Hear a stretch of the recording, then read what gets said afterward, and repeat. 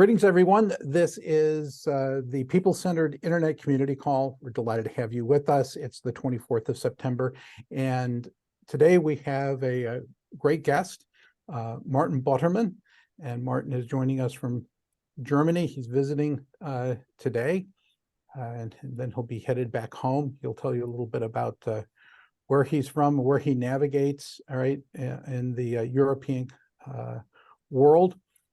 I just want to say thanks to Mike Nelson from the Carnegie Endowment for Peace for suggesting that Maarten be with us today. He's a independent strategic advisor on internet governance and related issues. He's currently a member of the ICON board and was recently appointed for his third term, right? And Maarten, I am wrangling to get your other board member, Elliot Noss, to join us in the not too distant future. So we're it's going to be an ICON fall here, right? It'll be good. He's had positions at RAND Corporation, has been a scientific officer at the European Commission and a senior advisor to the Dutch government. So we're delighted to have you with us. You're going to talk about IoT, building global trust, right, in that technology and all the things that are adjacent to it. So we're delighted to have you, and we're looking forward to a robust conversation when we get to Q&A. I'll remind everyone, if you have questions, put them in chat. I'll call on you in the order that you ask. You can also use the reactions at the bottom right-hand side of Zoom to raise your hand when we get to Q&A. Maarten, great to have you with us. All yours. Thank you so much, Kevin, for having me. It strikes me that Michael forgot to be here himself, despite suggesting that you all would listen to me or engage with me. I look forward to engagement because really also having discussed it with Mike and also with Maylene, the internet is about people in the end. And the people-centered internet as a concept is something that I carried with me, although I haven't been interacting with your network as a network yet.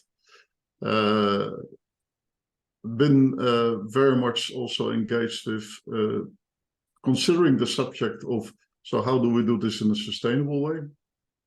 And how do we make sure that we create a world where innovation is possible without becoming too scared for what we're creating? So basically that is that. I would like to introduce a little bit about IoT, which is morely the angle to which to look at digital innovation and how it comes to provide a little bit of common ground. And after that, really go into discussion with you. So how do we make sure that this world is developing in a way we want in general? So IoT is the Internet of Things. That's correct. Let me share my screen.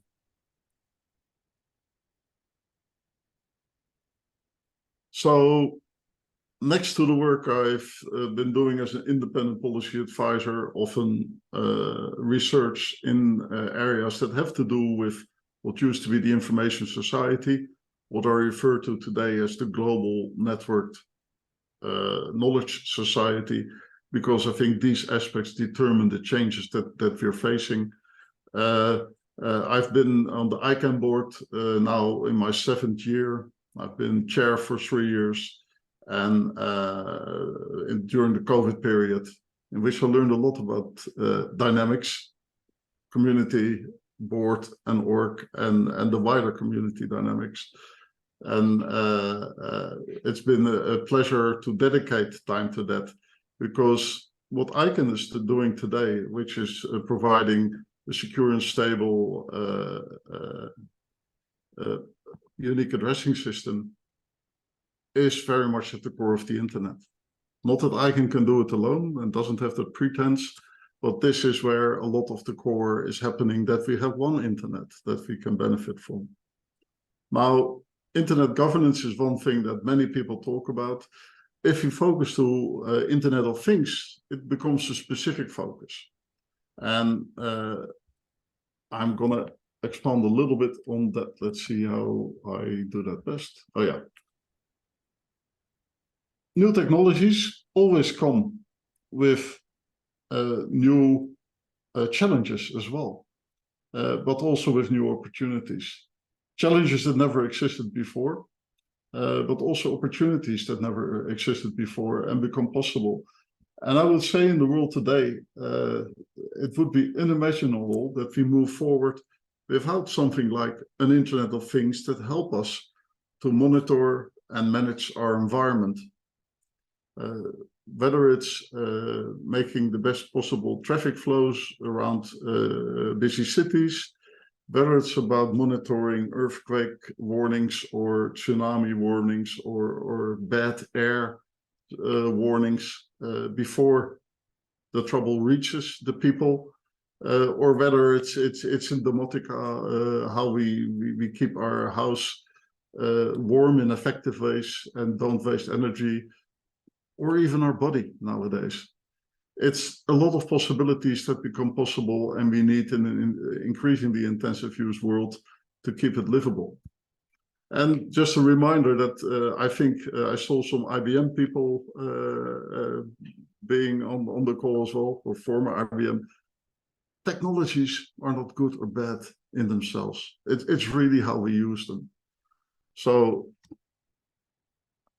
for specific societal issues, I've been looking at the Sustainable Development Goals as expressed by the UN for decades now. And what you see is that it's truly important that in multiple areas, technology is used to make a convincing difference. Whether we go to zero hunger, an example could be where you see that nowadays IoT devices, a combination of drones and automatic water systems, or water systems can be steered by a computer, including the necessary food supplements, together increase the turn up of the crop dramatically. In the Netherlands, there are checks with that. It's practiced there, not only in the greenhouses, but also in the open field. And these technologies are also exported around the world. What we see nowadays is that you can tenfold the average return per square meter in terms of food value.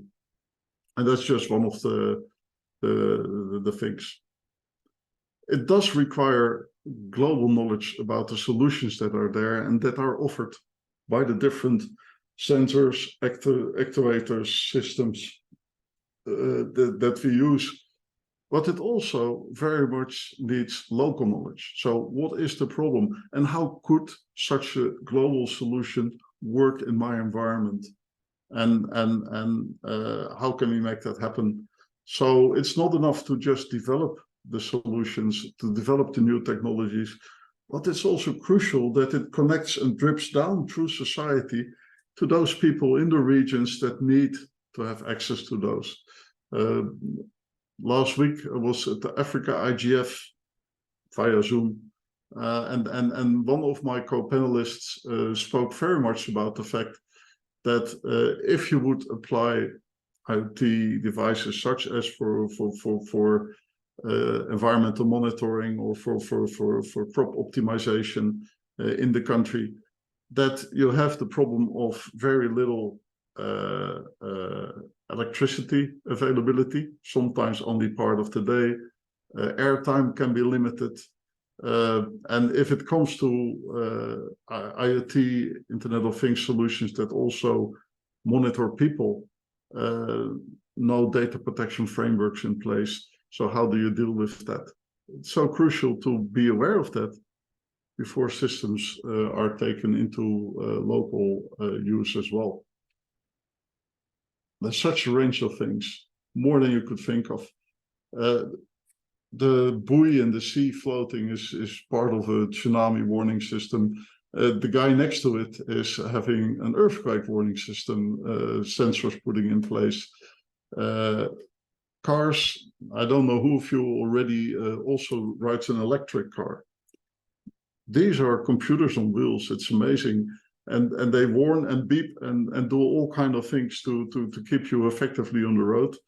in ways that were not possible before. And nowadays, it's a mixture of things.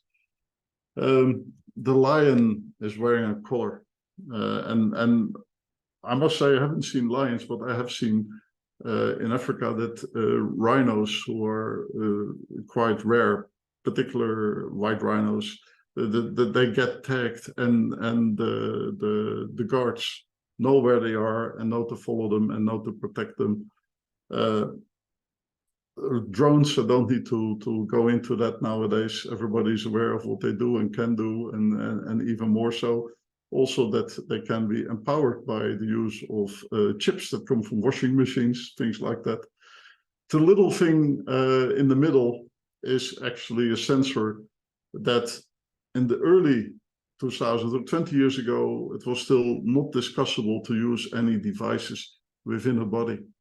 And nowadays, so it's recognized that something like this specific device would help to measure changes in heart pressure, blood pressure, so a pre-warning for heart attacks, so measures could be taken.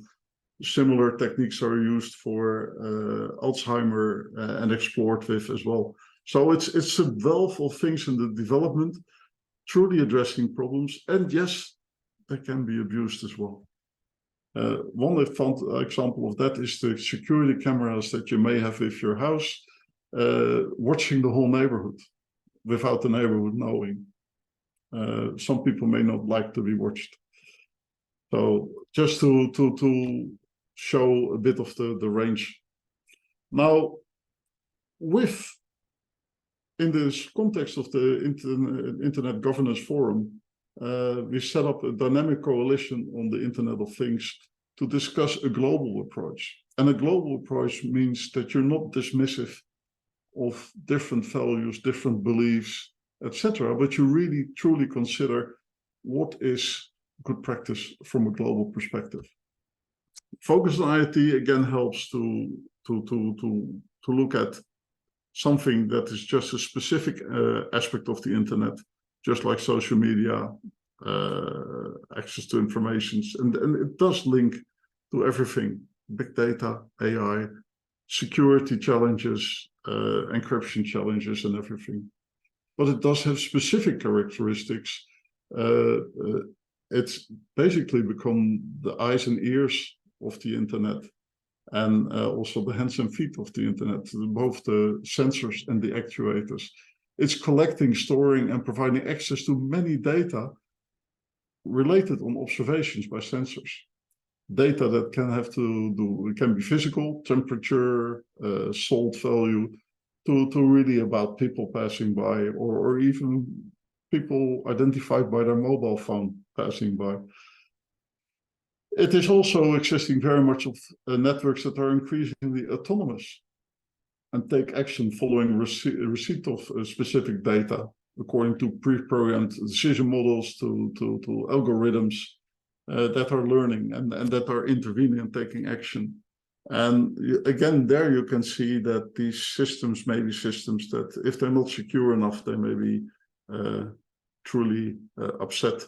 A very simple example to keep it very is, for instance, to put all traffic lights that are connected to a system on red in the city.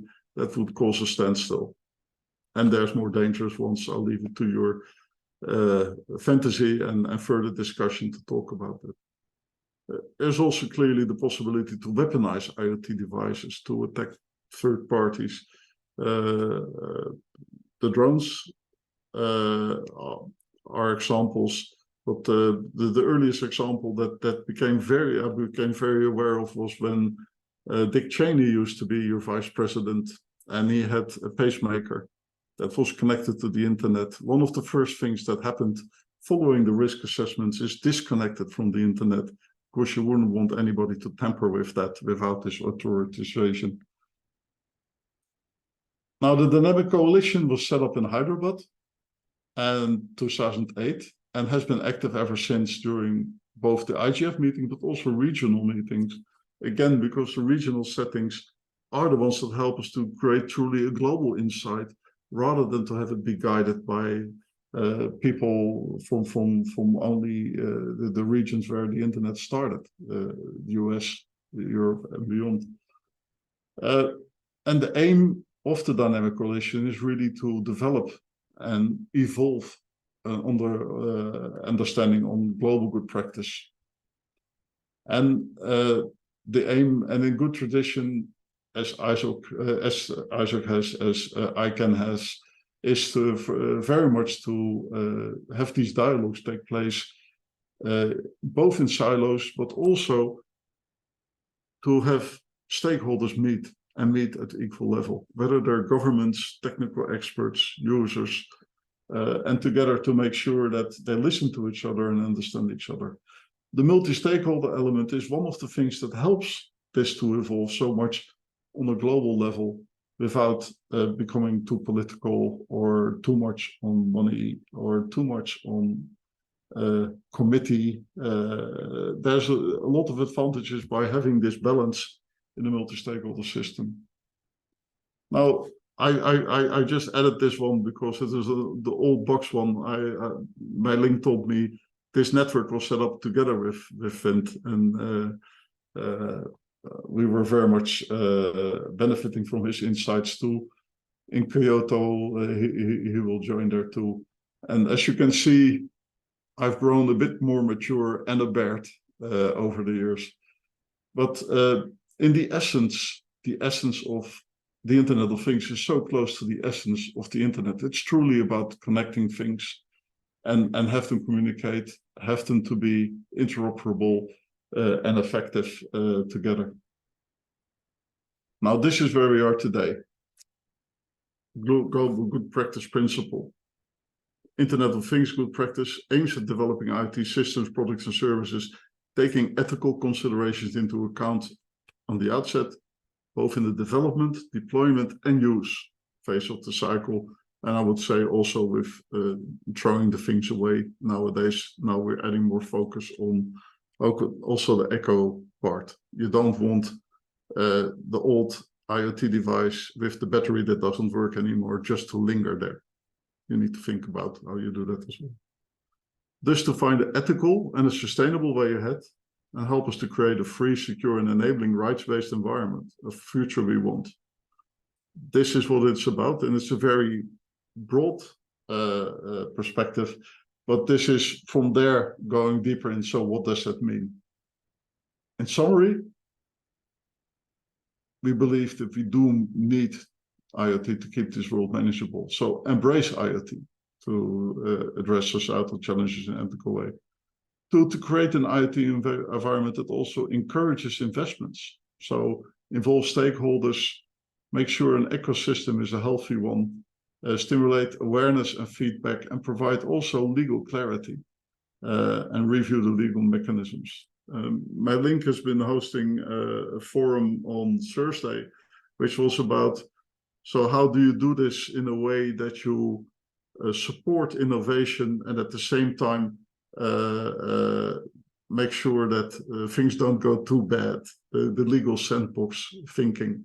And I think that is something that has become more and more important because the speed of change is more and more important.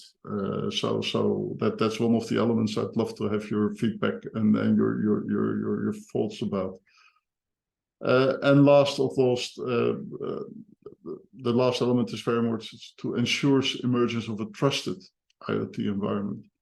And key elements of that are meaningful transparency. So not great user guides of 2,000 pages where everything is set in detail, but user guides people can use. There's clarity about who is taking responsibility for which part of the process. So clear accountability as well. Not pointing at each other like it used to happen when you had a PC in the past. The PC provider would point at the software provider would point at the access provider, etc., and nobody would help you. There needs to be clear accountability and help. And last but not least, a concept that has become increasingly clear to me is real choice. Real choice allows you to choose and keeps the ones that offer the different choices honest as well in terms of not locking you in, not leading to unnecessary extra costs or of early replacement of goods and things like that. I thought that was an element worth thinking as well. So really make sure there is a clarity on user-centric manipulation.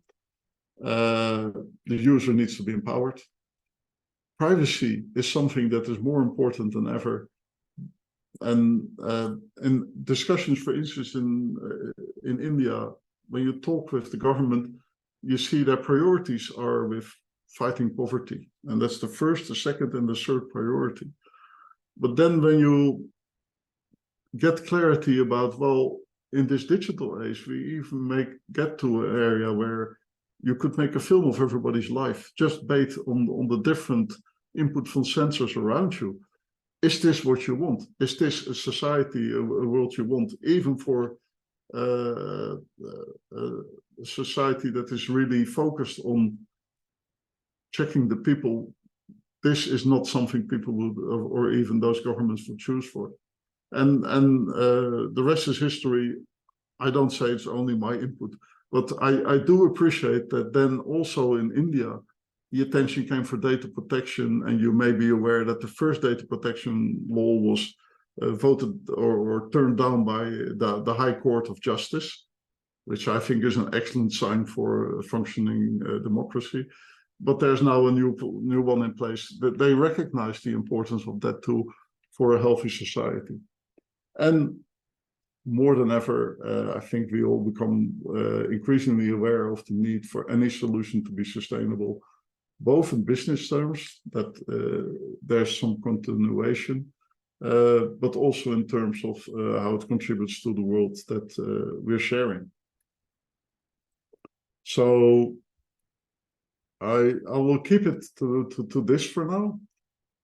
I hope it gives a bit of an impression of the thinking is going on. And I'm very open to questions, input, suggestions on how we progress this together. Whether it's specific for IoT or for the wider internet, how do we make sure we got this world in which people are first and that is well served by the things that we make together?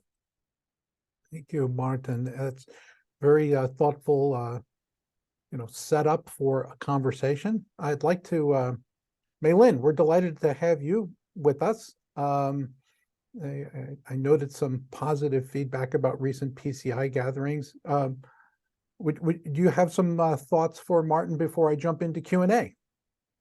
Yes, I am delighted that Maarten was part of our UN Science Summit series on objectives and key challenges for digital cooperation, governance, and regulation.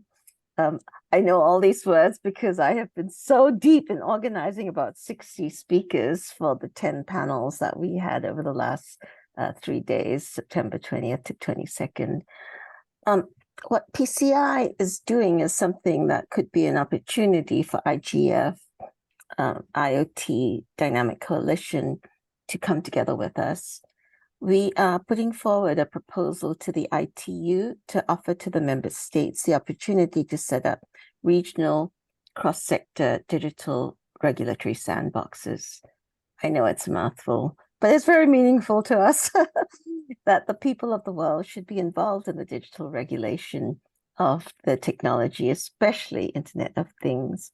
And I believe we have the US government quite interested in this. I recently gave a presentation to the NIST, the National Institute of Standards and Technology Advisory Board on IoT, fostered by our mutual friend Anne Mera, that PCI is proposing licensing, labeling, interoperability, and identity, lifecycle identity for Internet of Things devices.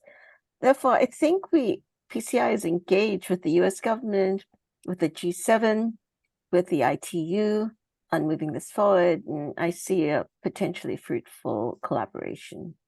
Over to you, Maarten. Well, thanks for that, Mei-Lin. Actually, let me refer to some of the work that directly relates with that. because one of the subjects that we will talk about also in Kyoto during the IGF is labeling and the accompanying certification. Now, because we use tools from all over the world to apply them in different ways, and because this, which might be as well an IoT device, can be used in a child's toy or in a car or in a house or whatever, the complexity is quite there. So how do we ensure that we create this environment where indeed investments can happen? People can know what they buy if they buy it themselves, and how they should use it, and at the same time let benefit from all the opportunities that come. Now, the initiative in the US, where which is basically a kind of regulatory sandbox, is to do a kind of voluntary certification for IoT devices that come to the US market, with information to consumers of how to use them. And I'm very curious to see how this follows. We had a discussion in the Asian Pacific region where it was very clear that there's so many IoT devices, for instance, in do-it-yourself shop. And so few of them have any signals about, so what do you do to use it in a secure way? How do you make sure, or how do you know whether data that are won by this system are shared with some place on the internet, like used to be the case for a long time? So I'm really thinking we were getting there. There's also IEEE initiative in this, so to provide certain certificates, and I think it's important to look at that too. The danger of national sandboxes, and what I hope that the American experiment will take into account, is that it doesn't only focus on US values and US, but takes into account it's part of a bigger world, as it has successfully been done by releasing ICANN to now be managed by the world rather than to be overseen by the Department of Commerce, basically. So yeah, thank you for that. It's a very clear example of how you find a positive way forward. And there's so much more to do, right? Really. All right. Malin, any other comments before I go on to our No. Q&A session? No, I All right, think very that good. there's much cooperation needed. Thank you. 100%. I'm going to invite Jim Spoor, who was on our chat. He had some thoughts, so jump in, Jim. Yeah, thanks, Kevin, and thanks, Maarten. Great presentation. Really enjoyed it. And you showed the UN Sustainable Development Goals on one of your earlier slides. And I'm just wondering, for trust in IoT and in general, if there's one that should be solved first, in your opinion, to get the future we want. And I noticed Doug just put in a nice chart as well on this topic. But which of the UN Sustainable Development Goals do you think is most urgent? That's an interesting question, Jim, because if people starve, I'm almost thinking in the Maslow pyramid, right? So the first thing is to be fed, then it's to be safe, then it's to develop yourself, and then it's to benefit from IoT, to focus on the things we really want. But I see how much difference it can make in enhancing food development. I think that's in some areas that will be the most important. In other areas, the monitoring of the water systems, of the air quality systems, or so, will be more important. So I think it's a different answer in different places in the world. I've been looking at them and been talking about it now for 10 years. I think almost everyone has a link to it in one way or the other, even in terms of education, in that way that also people around the world should understand that these new technologies bring things that need to are needed. So that's more a condition. I found it hard to say how it fits into emancipation, but that may be because I value women as much as men, and I don't see how this is different here, which is one of the ones. But yeah, it's very clearly very dependent on which region you're from. In the US, that's an interesting one. Around cities, I see how dynamic traffic management system make a big difference. In California, you would want to know it before earthquakes happen. So. Yeah.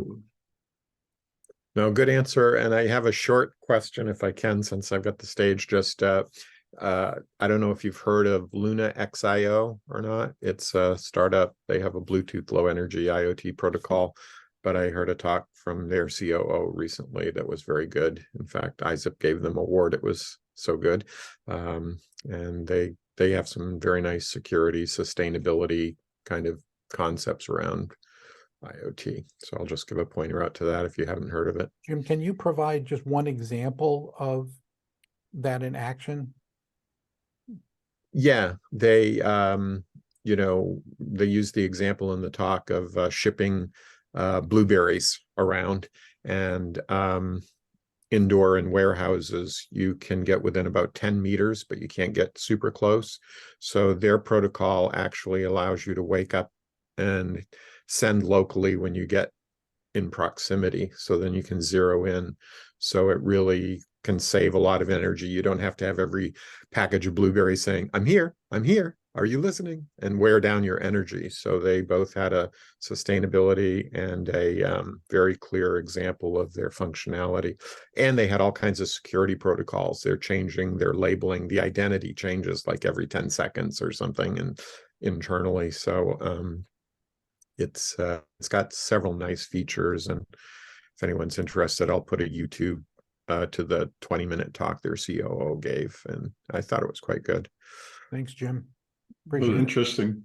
A related example is we had in Africa somebody talk about the LoRa networks, and which is also, and particularly for Africa, I think increasingly interesting. But we also have one in Amsterdam, which are networks that are long-range networks. That is what LoRa stands for. But they have handshakes that are facilitating data exchange, not like we do here streaming video, but every 5 minutes, like this is the temperature now, this is the temperature now, this is the temperature now. And in that an increasingly important discussion is, how do we secure this data? If we want the data streams to keep them as small as possible, to also make sure that the energy use is as small as possible. And it's moving. So thank you for your example. I noted down Luna XIO, Jim. Thank you. Okay, very good. Let's go to Ben Konsinski. Ben, you had some comments in chat. Glad to have you join us. Hi, I just had a couple of quick comments about from a computer science background. I'm interested in the commerce structure of authentication and attestation for devices and mechanisms. You mentioned, in essence, a management, or at least paying attention during the evolution, the life cycle of any device, any edge device, or any artifact, and that we need not only identify, but we need to understand what authorities any entity has, who it can communicate. We can't just assume everything is open communication at any time. And therefore, these things can not only sense, but we can make them smarter. And as we raise the level of ability in there, we can make them responsible players in a network, not just dumb sensors that inform, and also collector structures. So I hope there are standards evolving that monitor and that there is a taxonomy evolving of what the expectation of abilities and capabilities are at different stages in the evolution of artifacts. Yeah, a good point. What we see with many technologies when they start, security is not taken into account at all. I mean, it's even in the origins of the internet, right? The internet was never made to be secure, but nowadays we need it to be more and more secure every day because the importance takes up. It becomes more critical. If you use user identification based on biometrics to help manage an environment, the danger is, of course, that biometric data are digitalized and can be stolen and can be used as biometrical data. So you need even more so to build in protections in those cases that is something of real concern. I'm with you, it's crucial. We got in Australia when in end of August, and we had one of the sessions from the Dynamic Coalition there. Professor Isaki from Tokyo University brought in that the only way forward is a kind of zero trust approach.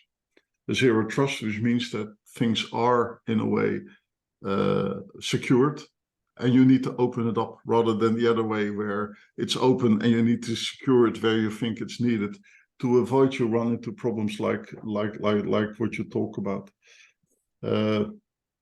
So it's not in the core of my attention, but I'm aware and I agree with you that it's crucial to take this into account.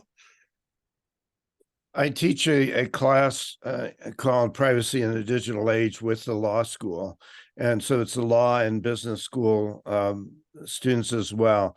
In the both US and global, the US privacy is historically garnered around the Fourth Amendment in our Constitution. And certainly much of what our attention is in that class is related to surveillance structures and privacy expectations and privacy rights. So it's an interesting dimension of that, and certainly we use my former colleague Shoshana Zuboff's book as often a part of identifying the limits of surveillance and the limits of use of information. It's not just a question of what we can do, it's what we should do and should allow to be done with the information as well. So I hope there are taxonomies associated with not only identifying and classifying and recognizing the security of the mechanisms or the network, but also the patterns of use of the information. Yes, no, thank you. Both from also my rent background, where there was a lot of emphasis on security. I'm not naive anymore since I worked for 5 years with colleagues who have seen everything. And that is so important because many people who are just focused on the good of people forget about that. And so I appreciate your warming. And also, I'm sorry for not having looked at the chat itself at the same time. But I think you're right on. In particular, data protection and privacy is one of the areas where the world doesn't have one opinion either. Yet we work with global technologies. As you know, in Europe, it's a principal right, which is not tradable. And in the US, it's yours, but you can trade it. It's slightly different. Like everything, I don't believe that digital technology develops in isolation because we do have laws. We have the rule of law. We have all kinds of protection mechanisms, and we learned a lot about what it takes to be a responsible actor in this world. From that perspective, I believe that data protection and privacy will move into a direction globally more and more where principles will be key ex ante. But harms-based protections ex post will complement that. And this is in a way also where you create this space for innovation. So when you would get to court, you can't just hide behind the principles of, well, the law didn't say I couldn't do this, because there's a lot of harm. The combination of, well, I thought of the principle and I did take action as soon as harm was detected, must be something where we find the way forward, I believe, and where this comes together. A deeper dimension, if you go to the global level, is that if you go to Africa, many countries don't have any data protection legislation. Now, does it mean everything goes? I think that's not true anymore, in particular if we identify what global good practice would look like. If we have a common understanding of that, then you could call global companies to take that into account, even when they operate in a country where it's no law against it. So that it's truly a deep one, but I think that's crucial. But thank you for your contribution. I'm going to ask Doug Holland to join us. One thing that I'll add about, that I know about Africa, Maarten, is that the banking industry, where you hold, the bank in your hand, right? They've kind of skipped, the bricks and mortar and put the bank directly in your hand. They're doing this on their own, right? Because they want, their own infrastructure secured, right? And so they're kind of leading the way, right, in Africa. I'll leave it up to other experts to know how well they're doing it, but there's some enlightened self-interest going on in that arena. And in particular for mobile payments, also look at India, by the way, just a lot happening 100% agree. Doug, you have been prolific in posting in chat, my friend. Thank you for all your contributions. And sorry for not reading the chat. Thoughts for Maarten? Yeah, no problem, Maarten. My background's with Nokia and Motorola for 33 years.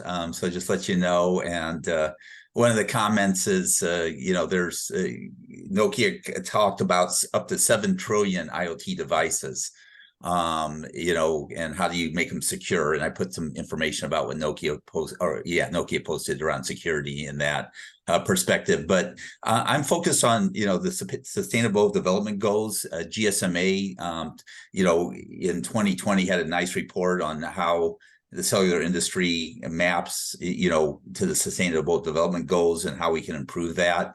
I really appreciate your comment about, Maslow's law, and that, you need to focus on food and energy, the basic needs of people. And I guess my question, and I came a little bit late, so maybe you talked about this already, but, like right now, we have a potential for a food crisis, especially because of the war of Ukraine.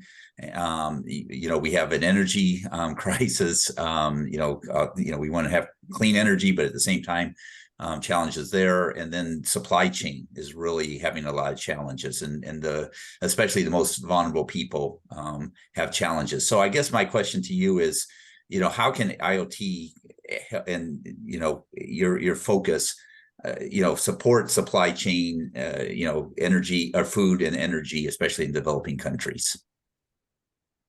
Yeah, it's a good one. I think one of the, if you go to the global level, what we see is more and more, in a way, a split of two worlds. I'm not talking about the internet. I don't believe the core internet is splintering.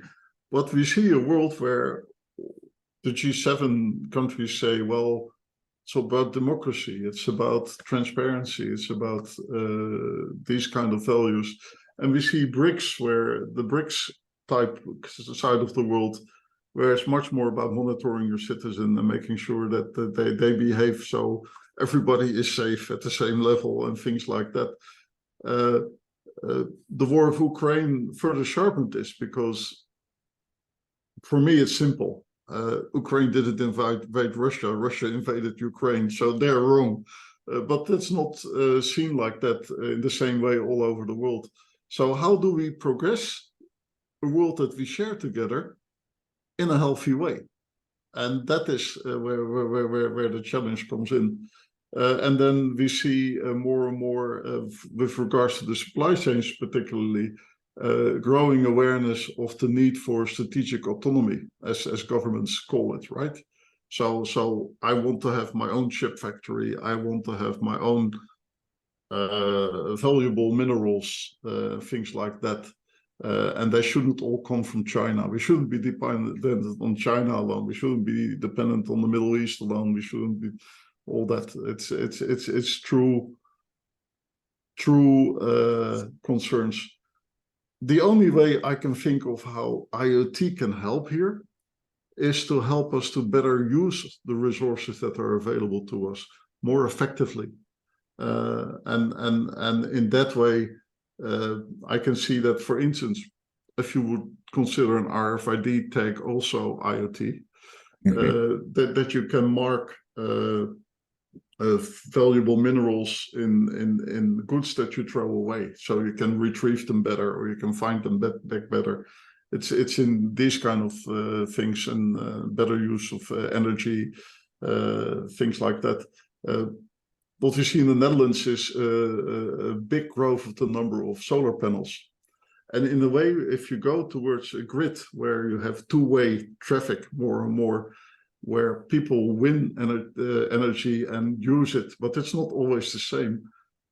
This is also what IoT will help to make sure that the door goes open to the grid, or it goes open to the house, to ensure there's a constant stream of energy. So in that way, it's unavoidable.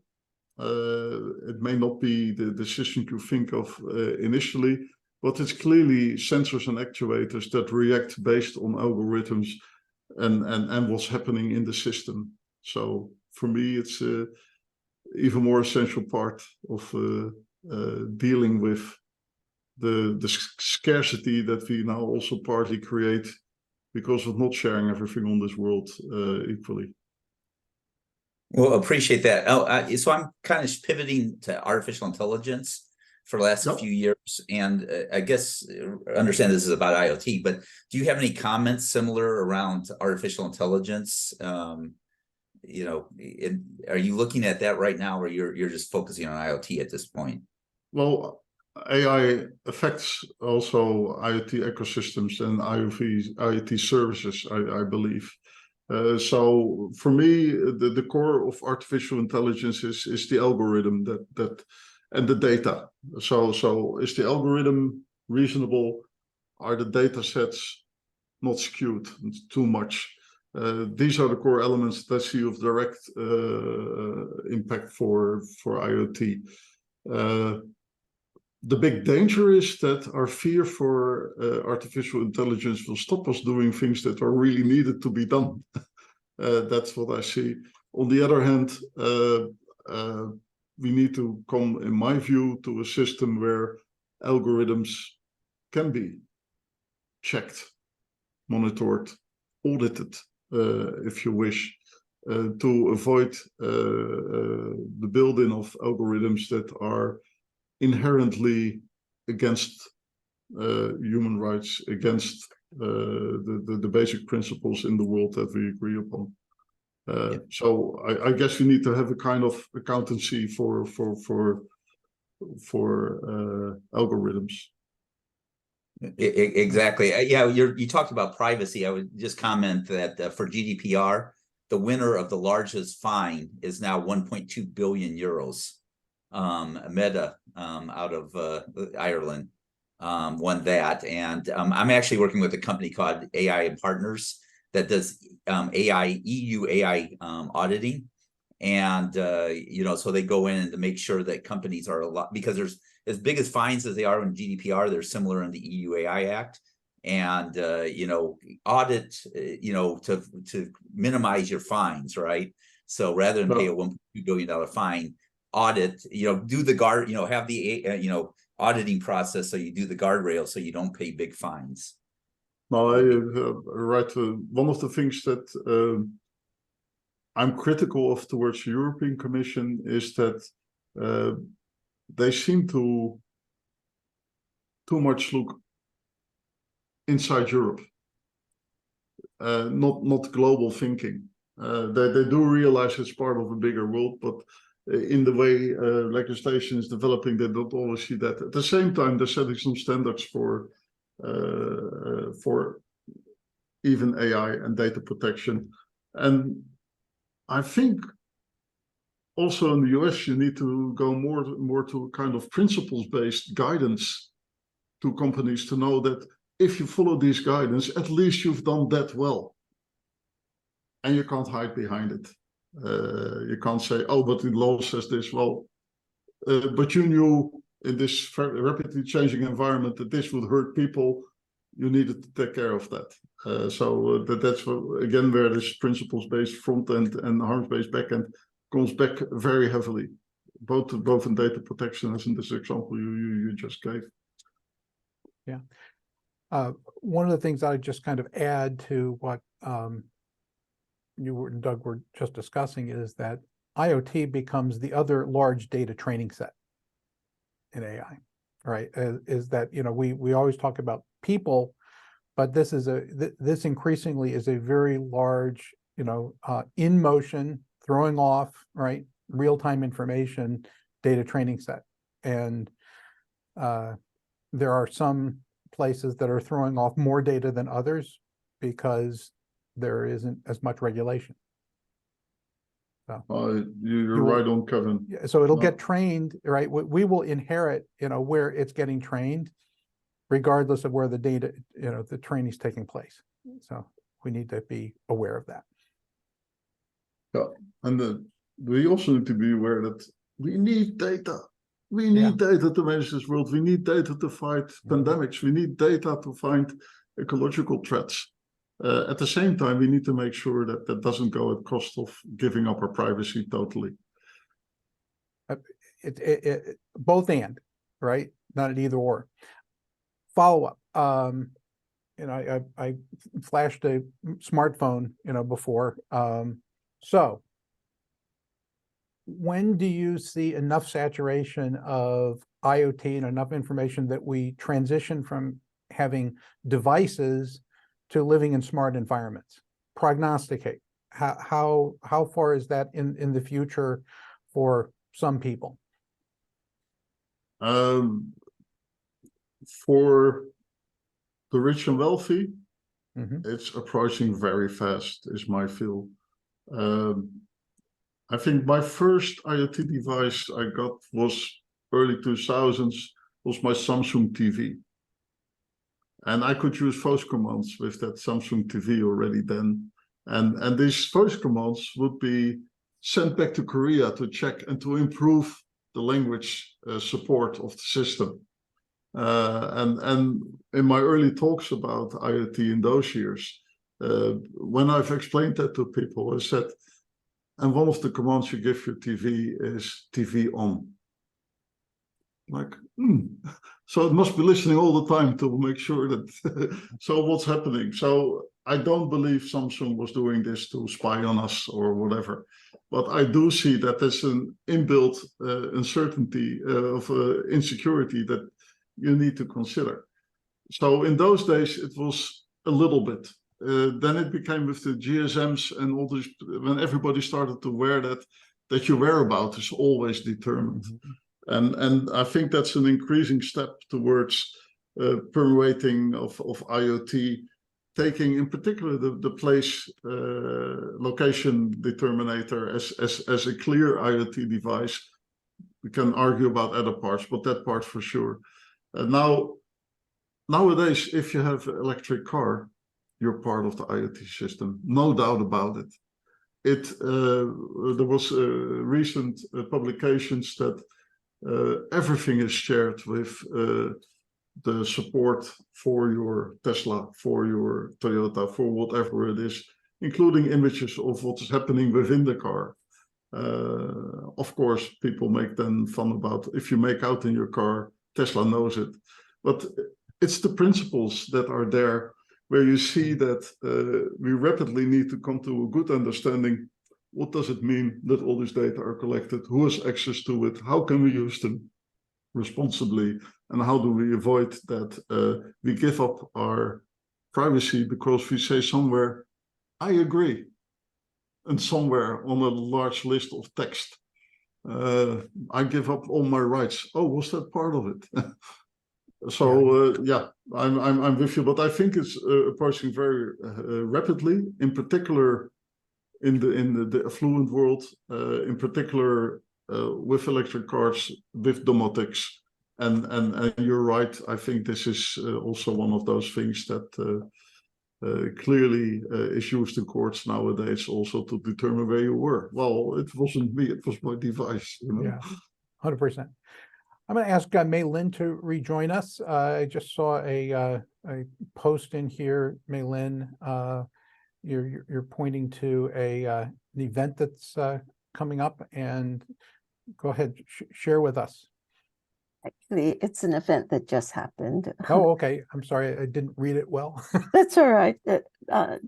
I mentioned it before, but over this week, we've been a major contributor to the UN Science Summit as chair of digital regulation discussions, people-centered digital regulations. Maarten was a speaker, and because he just mentioned the whole click-through contracts issue, one of our speakers, Moshe Vadi, who was editor-in-chief of the ACM Communications, has written about that in an op-ed in ACM Communications, as well as spoke about it at the UN Science Summit. I think the technical community, it is high time that the technical community, ICANN, IEEE, ACM, get involved in this digital regulation dialogue. We cannot leave it to discussions about AI by people who don't quite know how to spell AI. So I'm sorry, I don't mean to be rude. There is a lot of discussion about AI, and it is high time the technical community get engaged. What we are doing at PCI is engaging with legislators.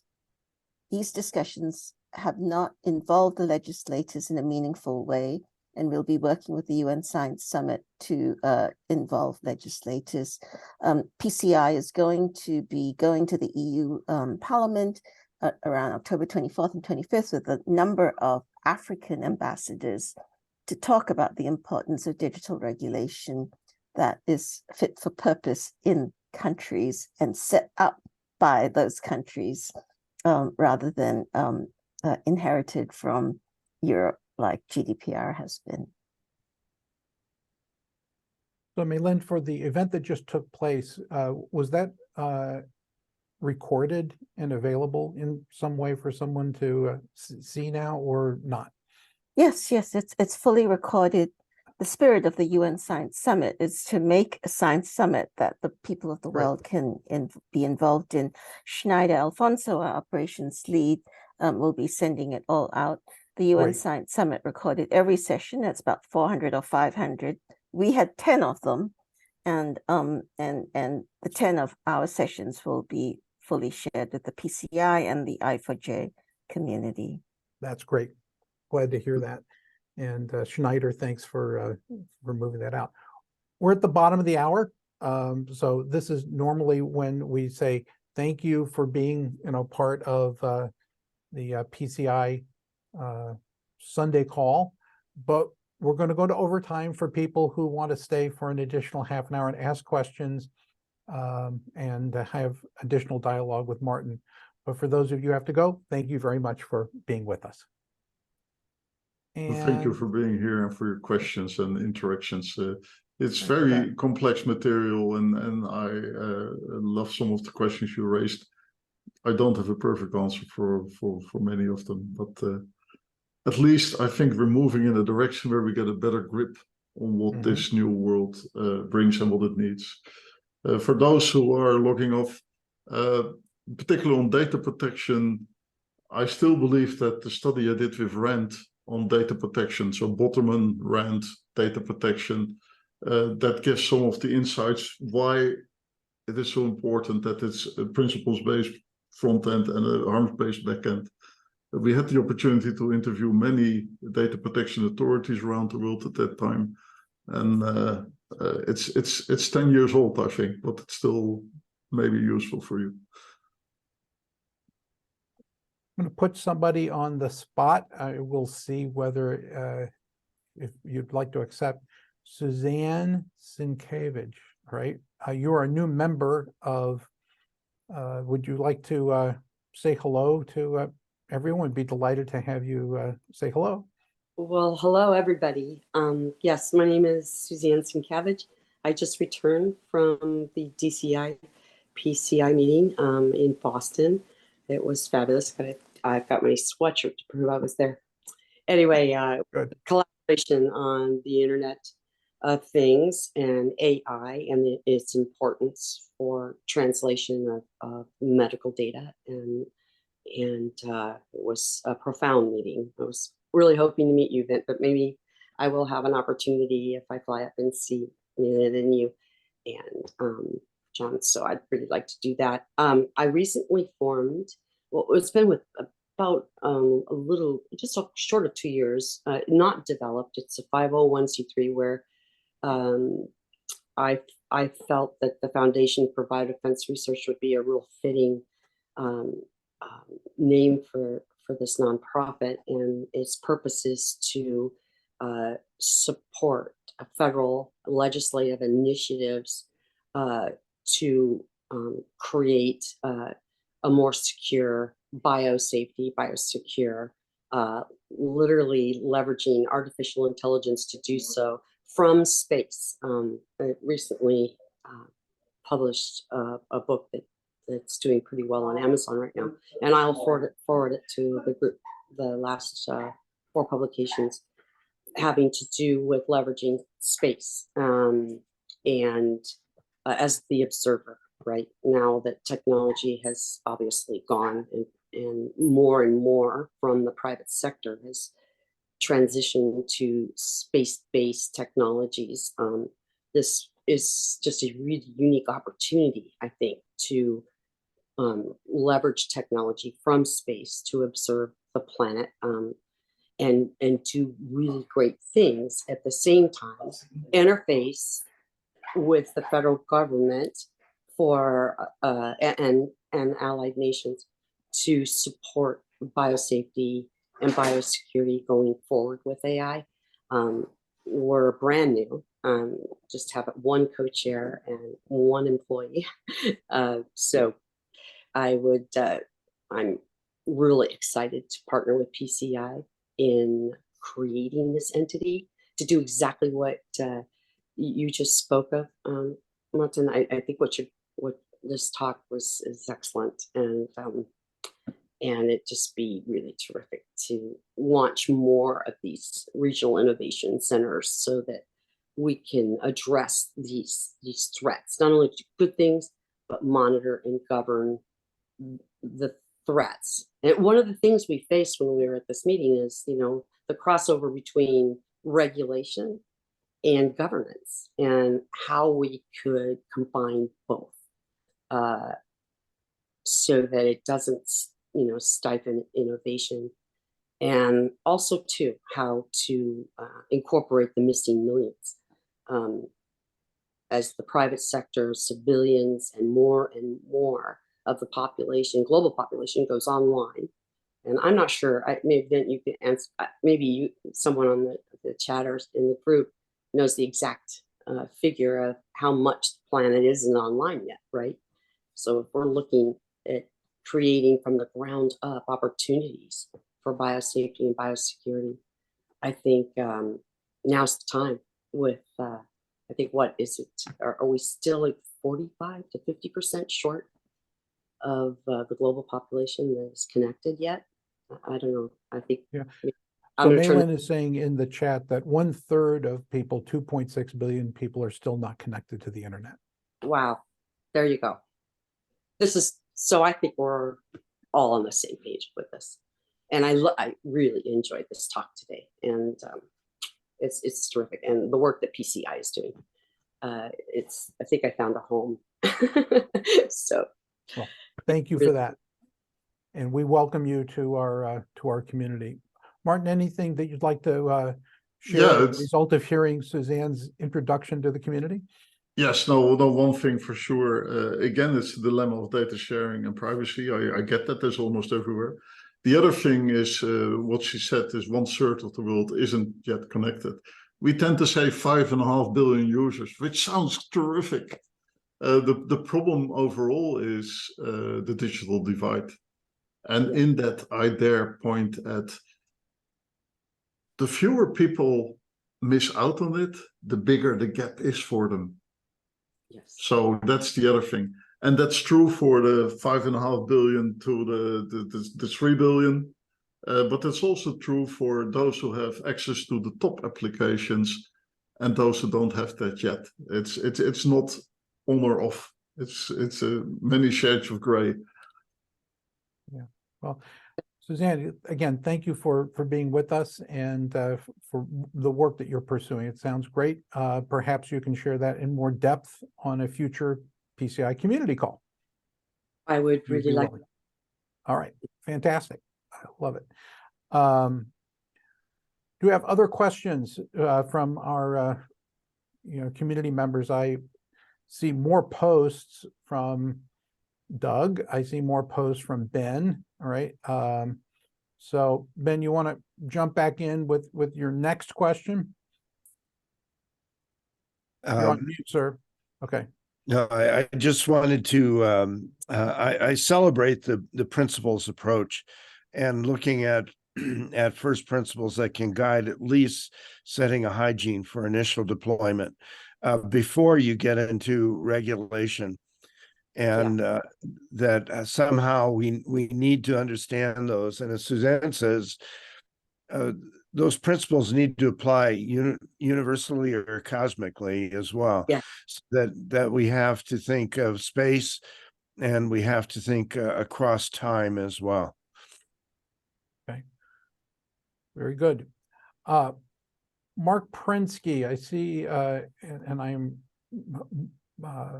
prompted by Malin that your hand is up, and that's because I only have a little scroll here, but we welcome you. Please join us.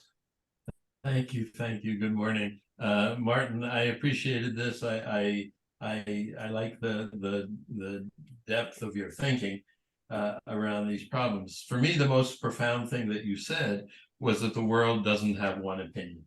And whenever we say we're only talking about a piece of the world and from our perspective. And I see us entering a world where, given all the way technology is connecting us, I don't think privacy as we knew it, as much as some people may want it, will ever exist again. And I think the data is just going to be there. And ownership of data is going to go through a lot of transition as well. So the question that I have is, as we think about these things, and I believe in principles and harms and all, I love all this stuff. Are we building? Are you in particular building a Maginot line? In other words, are you building something that, oh, we think this is great and this is going to help, but the bad actors are already, they'll go right over it. And so all of this stuff is a lot of effort and a lot of work, but it isn't getting at the underlying principle, which is the differences between us and the fact that we want some different things. And so that's my question. Yeah, well, thanks for that. Maginot line, pretty close to here, and this caused Belgium to be invaded because it was easier to drive around than to go straight through. You see similar things in Ukraine at the moment, no doubt. Once you're through the minefields, there's more open ground. Two things. One thing is, I think you will recognize that the Maginot line is a principle in a way that you say you shall not do this. But then again, if you go around it, you may cause harm, and if then the harms-based backend is there too, that's one of the protections. That's one of the things that keeps people to be honest, because they may be blamed for harm. That's one thing. The other thing is I increasingly believe in. I was convinced by the contribution by Professor Isaki that we really need to move towards a zero-based security approach in building these systems. I'll leave it there. All right, very good. Thank you. Mark, thanks so much. Greatly appreciate it. I might remind everyone that, Mark created the terms digital native, digital immigrant. Okay, so that's very relevant to it. And then we were just discussing digital have-nots. All right, so there's the continuum right there. And if I'm still here, I'm writing an article as we speak, going from digital natives to AI natives, right? Starting, what is the world going to be like when everybody has grown up with AI and everybody has grown up with all these things? And it's going to be a very a different world, I expect. Yeah, you bet. So All right, I have so- a question. Yes, Maylin, jump in. I am curious about how Maarten sees the future of ICANN. You're gonna put him on the spot. It's a question that actually I've been wondering about, and just explore some possibilities of the role of ICANN in this brave new world that we're facing. Okay, well, two answers, and of course I speak here as an expert, not as an ICANN board member. One thing is, I think it's crucial that ICANN continues to be focused on unique identifiers only. And why is that? It's because it's so crucial that we have this safe space where we can focus on that, where the world can trust us for focusing on that, so we can continue doing that without being subject to multilateral government oversight or things like that. On the other hand, I think what we demonstrate is that this internet that we all benefit from is partly made possible with what ICANN and its community does. And that we see that even with governments only being recognized as advisors, at equal grounds, multi-stakeholders, the right balance, do get to some real progress that is meaningful. So I can see that also for AI, something like that might be possible. And I would even be tempted to help set something like that up, but not from an ICANN position. And let's not pollute ICANN or increase its burden to become subject to policy and that kind of considerations. So I have a follow-up question on this identity. Why wouldn't ICANN actually go after actually being a registry for Internet of Things? In a way, ICANN can be that. Already 7 or 8 years ago in Munich, I had a speech for the German-speaking ICANN community, in which we emphasized that for the Internet of Things, the DNS can be an excellent backend.